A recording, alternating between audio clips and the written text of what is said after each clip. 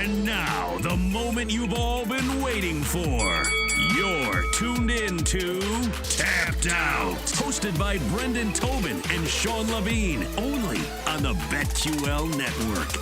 Dropping the ball in the final show, Tapped Out on the BetQL Network with Brendan Tobin and Jake Noecker. I'm the sports machine, Sean Levine, and you for the next hour and 20 minutes. If you like football, don't worry, I'll keep you updated. TCU, the Horned Frogs, up on Michigan, 51-38. Although Michigan is making moves with 4 minutes left right now, they are in the red zone as they get all the way down to the 4-yard line. First and goal, Michigan, 4.5 left. They're trailing 51-38. So, and that game might get to 100 points. Congratulations if you have the overs in that one.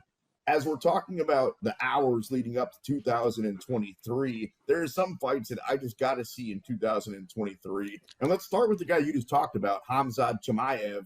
I got to see him fight Colby Covington. I kept telling you that last year as we were doing the show that I think Colby is a top 10 pound-for-pound fighter in the world. I just think his timing's bad. I just think he ran into Kamaru Usman. He had a couple of chances at him. It didn't go great. And also, I'm not taking too much away from Usman in that Leon fight. Like, I still think that Kamaru Usman is an all-time great, and I think ultimately he's going to get the belt back sooner than later. But before that, I want to see Colby fight Khamzat. I think Khamzat wins the fight, but I think Colby gives him all he wants.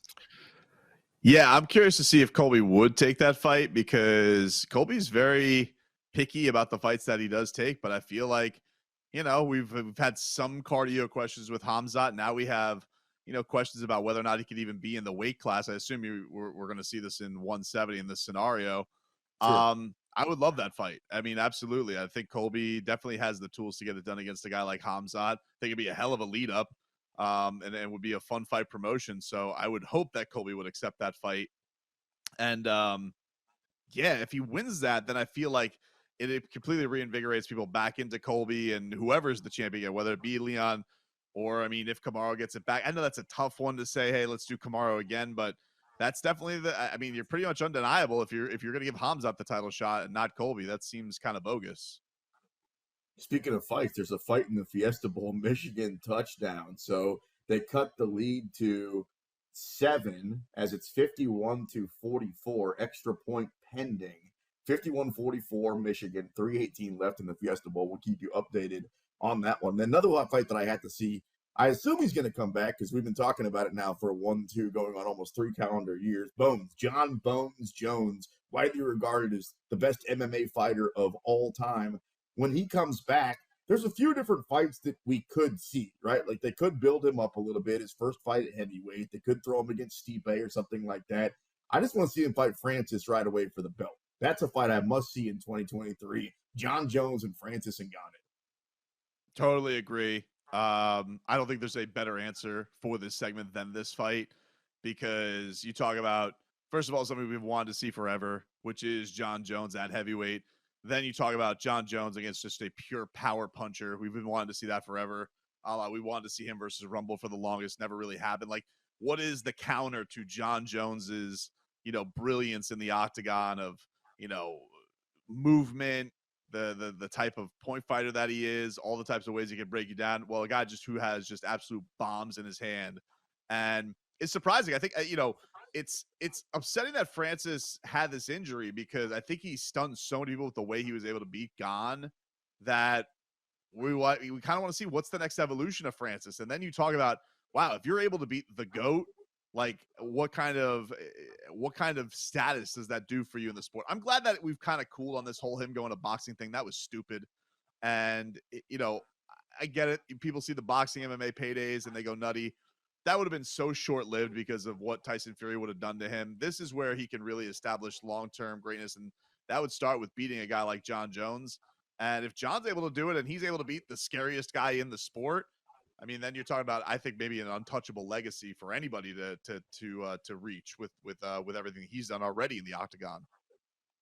Crazy to see what the odds would officially be when that one goes down. John, I think, the greatest of all time, comes in as an underdog. I haven't seen him in a while. He'd be coming up against Francis Ngannou. And it wasn't just Francis that got hurt in 2022. Now that you mentioned in the heavyweight division, my boy Tom Aspinall, friend of the show, got hurt also. So, it was, we'll see what ends up happening. 2023 becomes really interesting, particularly in the heavyweight division. If John, if Tom, if all those guys come back. You mentioned Cyril Gahn. There's still a bunch of guys, and they got to get that thing all figured out. What fights do you need to see in 2023?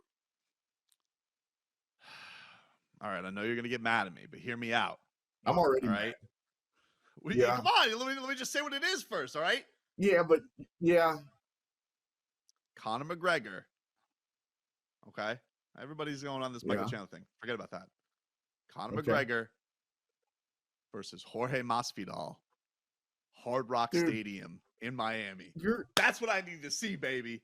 Come on. You're talking about an all-time lead-up. You got a striker v. striker. All right, that's what we want to see when it comes to Conor's comeback. A winnable fight because you all think that Masvidal's washed, even though I think he could beat Conor McGregor. You're telling me that you wouldn't – everybody wouldn't be buzzing about that fight. You're talking about the two biggest pay-per-view guys right now in the sport coming together. Conor's comeback fight. Do it at welterweights because Conor's obviously way too jacked to be at 155. So throw that whole nonsense out there against lightweights. Come on, dude. You're telling me that if that fight was put together right now, you're not giddy for it? You're not excited for it? Oh, I am. I'm super giddy for it. The fact you're even talking about it gives me the heebie-jeebies. But here's the thing. Those guys both, even though they're on – I don't either. Even though they're both on the decline. That would scare you. Okay, it's giving me the goosebumps. It's getting me excited. What do you call them? The goosies? Oh, I gave you the goosies. Yes. Dude, that fight's goosies galore. That's what I'm telling you now. You gave me the goosies. Are you happy? You gave me the goosies. Yes, I am happy I gave you the goosies. Welcome. But both those guys are still such cash cows for the promotion, even though they're not what they used to be. That I can't see Dana actually putting them against each other instead of making money on other fights. Because we talked about before, Conor could literally come back and fight 10 different guys off the top of my head. I mean, he can come back and fight Gaethje. He can come back and fight Poirier. He can come back and fight Chandler. He can come back and fight Masvidal. He can come back, maybe he's so big he can come back and fight Usman. Like, maybe he wants to fight Colby. There's so many different fights. Maybe Nate comes back. There's a million different fights that this guy could. So, first of all, whoever gets that golden ticket, congratulations. Because Conor's always been the one that you want to fight. And now that he's had the time off and still has the name value, I think that pay-per-view, whenever it is going to sell huge. It's not that I dislike the idea or the fight. In fact, I love it. Here's the problem, though. Another problem that just came up. Most people, you said, think Masvidal's washed, that his chin might be gone. I'm one of those people. If he takes out Conor McGregor, right, if he's the one that ends up being the Undertaker and takes out Conor McGregor, what does that mean about Conor? Like, then how are we supposed to build him up anymore? So I can't see that fight. It's not that I hate the idea. I just can't see it happening. I understand that. You would say, like, it would almost be like, how much lower could it get for Conor? You're losing to a guy in Jorge who's pushing 40 years old. He'll turn 39, I think, in March this year. Lost 3 straight. But, dude, like, we talk about who have you lost to? Dude, he's lost to the best of the best, and he's lost to grapplers. I mean, like, is he the only guy in the history of the sport whose legacy gets to be defined by just, like, one knockout to Kamaru Usman, who was arguably the best fighter on the planet? I think that's a little bit weird. And then think about Michael Chandler. Like, hey, Michael Chandler, he's been fun, but Michael Chandler's lost the majority of his UFC fights. Like, so we're going to sit here and we're going to say, oh, it's crazy to put Masvidal against Conor, but not Michael Chandler. And here's the other thing I would say. You make a very interesting point. Okay, you don't want to – you could do Conor's next fight against anybody. But what if his next fight's his last fight? You're talking about a guy who's uber rich, who's coming off of injury, who's also getting up there in age. How much longer does he want to do it? I would do always with him the biggest fight possible.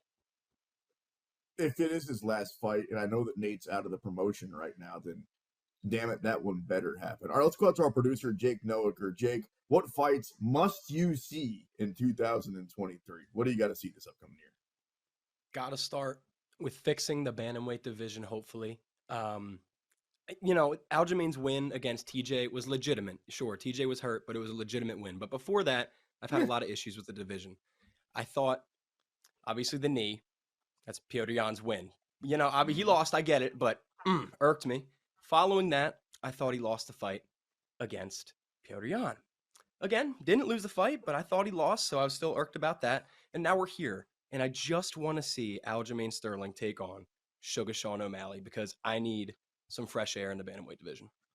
That's good. I'm not mad at that. fight. Sean's another guy, though, BT. Like, Sean, even though we all think he's going to fight for the title next and he deserves it, it could be Aljo. It could be Triple C. It could be, I mean, there's like a few. It could be Cheeto Vera, like a rematch for the belt. So I think Sean's next fight's for the belt. I just don't know who it's against.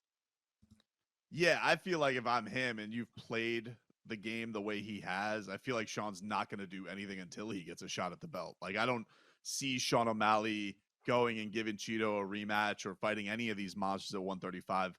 Maybe you could convince me if it's an interim title, like against like Cejudo, maybe he goes that direction. But I'm with you. Like, you already get this win against Yan. Nobody thought you had a chance to win. You've already slow rolled your career anyway. What's more waiting going to do? I think that he pretty much waits it out until he gets the title shot. But I love that fight against him and Aljo. Let me buzz through some of this news real quick because we are going to see Cheeto Vera in 2023, February 18th. Cheeto coming in against Corey Sandhagen. These odds are crazy. Cheeto's a big underdog. Cheeto That coming fight- in at plus. Go ahead. Oh, You it's were just getting like that real fight. You want to talk about the goosies? That fight gives me the goosies. I mean, that fight is amazing. Cheeto versus Corey Sandhagen. God, this division is good. Not only that, but the odds. Like, you can get Cheeto right now. The odds are so good that I just hit puberty live on the radio. The odds that you can get for Cheeto Vera at plus 170 versus Corey Sandhagen. And I love Corey Sandhagen. I love that flying knee. He can beat you in a bunch of different ways. You know who else can? Marlon Vera, who hasn't lost in, I don't know, forever. So that's a great fight. A fight that we're not going to see. Paulo Costa and Robert Whittaker in UFC 284. That's officially off. On April 8th, we're going to see Rob Font taking on Adrian Yanez. That's a good one. What else happened? Zion Clark, of course, the first MMA fighter born without legs, won his professional debut. And hopefully, as we mentioned, with John Jones and Conor McGregor, hopefully, knock on wood, we see both those guys back in 2023 because there was so much talk this entire calendar year when they were going to come back, if they were going to come back, who they were going to fight against. Both those dudes, for whatever reason, have decided to get huge. I don't know if you've seen the recent pictures or sparring sessions from those guys. Both absolute beasts. 1 hour in the books. Coming up next, the final hour of Tapped Out 2022. You're locked into the BetQL Network.